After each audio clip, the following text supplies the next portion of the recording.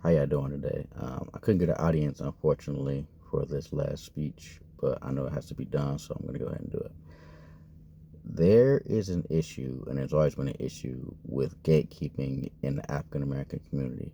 Not necessarily trying to withhold, but trying to exclude black people from quote unquote being black. They do this by trying to say you aren't black because you act a certain way, like acting white. They try to prove that other people of other races act more black than you do. So when you say things like you're acting white, that shows that you feel like the white community or culture is superior to the black community or culture, and that's not it. But they do this by saying you talk white, you act white, you hang around too many white people, and that's not correct. There is intelligence and excellence among the black community. One of the most educated demographics, according to the National Educational.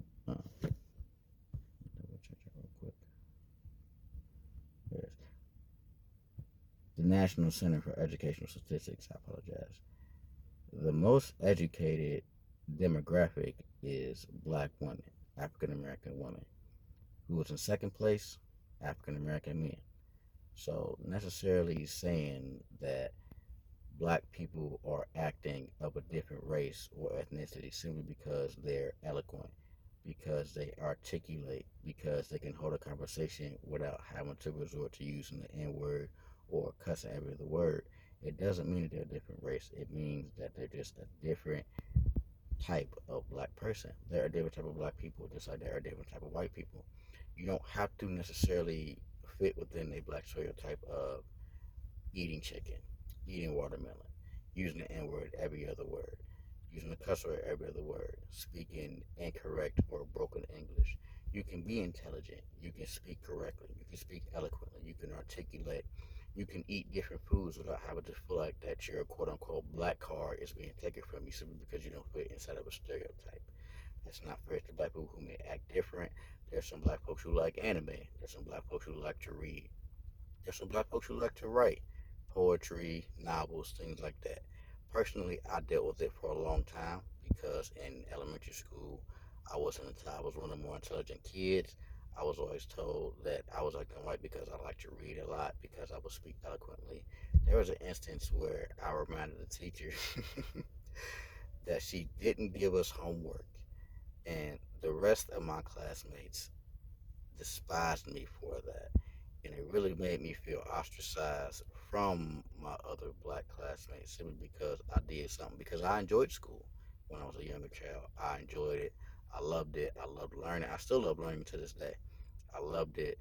I really took pride in getting good grades, being a great student, and a lot of my other black classmates made me feel ostracized because I was really kind of a, I don't know, I guess a needle in a haystack, and I still have issues with that to this day.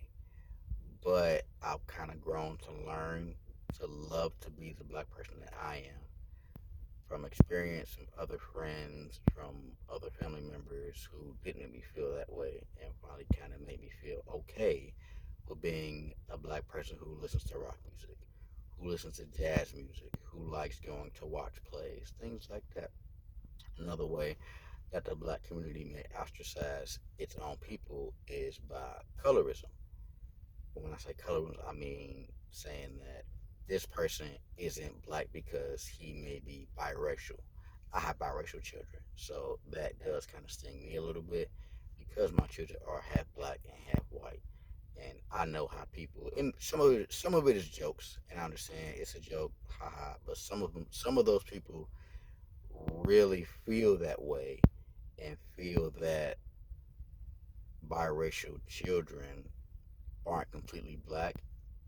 And a lot of this stems back to slavery times early in this country's early in this country's existence, where a lot of the African American community felt that the children who were of half race, half black and half white, got special privileges, were allowed to be in, this isn't a quote unquote, but allowed to be in the house and to be closer to the plantation owners, which I understand because I've done my research and I learned about it. So I understand why that is.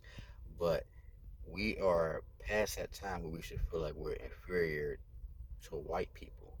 Not because we have the superior genes or whatever, but because we've shown the amount of intelligence that can be equal to them. And we have to learn to not equate whiteness with being better because it's not true. There are African Americans who are very intelligent. There are Latinas and Latinos who are very intelligent. There are people of the Asian community who are very intelligent.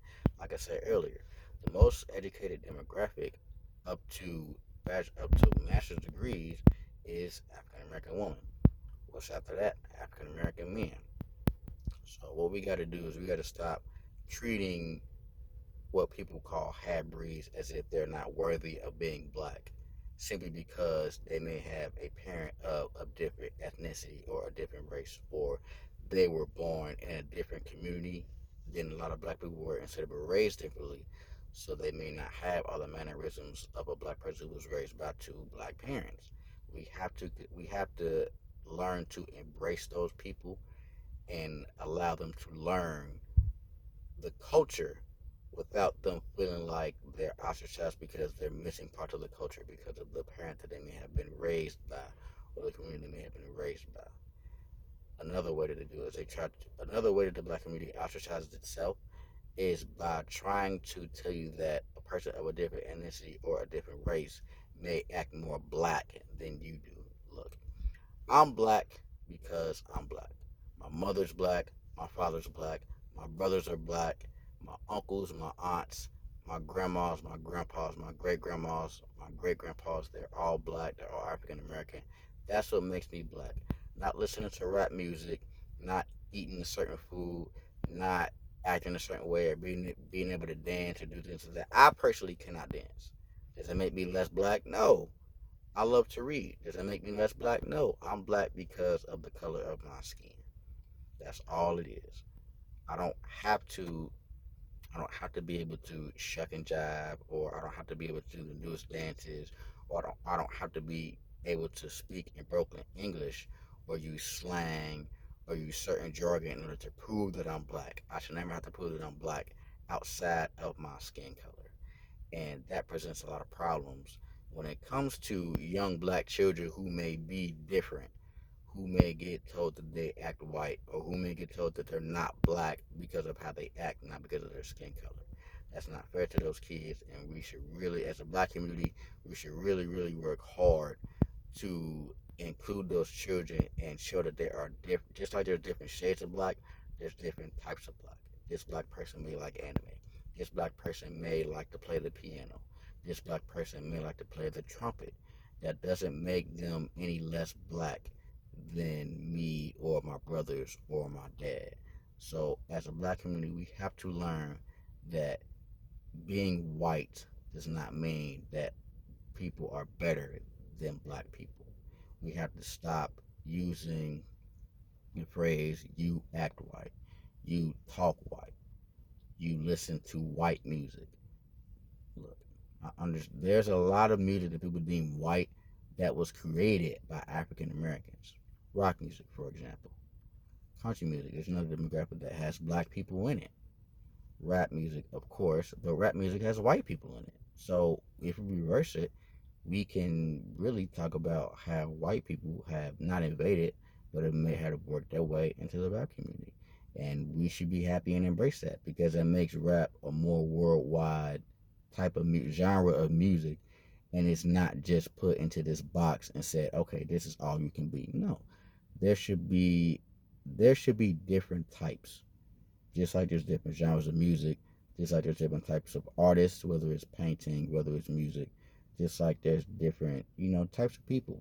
We should, as a black community, we should never monolize ourselves and put us in a box and say that you have to act this way or you're not black. You have to talk to this person or you're not black. If you don't date black women, you must not like black women. If you don't, things like that. We really have to work hard to discontinue ostracizing ourselves, and we have to prove that black people can be just as great as white people. We have to prove that black people can make as much of a difference in the world and in this country as white people. Not because white people are less than us or we're better than them, but because we're all people at the end of the day. And nobody should be ranked above anybody else simply because he has a different skin color. It should be based off of personality. It should be based off of your accomplishments. It should be based off of things that you do as a person. How are you as a person? Are you a good person? Are you a bad person?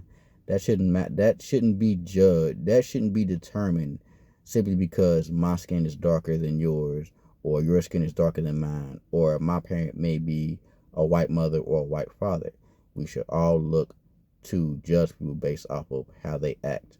And we really, as a black community, we really have to work hard to discontinue this theory of superiority of whiteness. If we can do that, we can move forward as a community, we can move forward as a country, and we can all show each other the love that we deserve and that we are here to give. Thank you.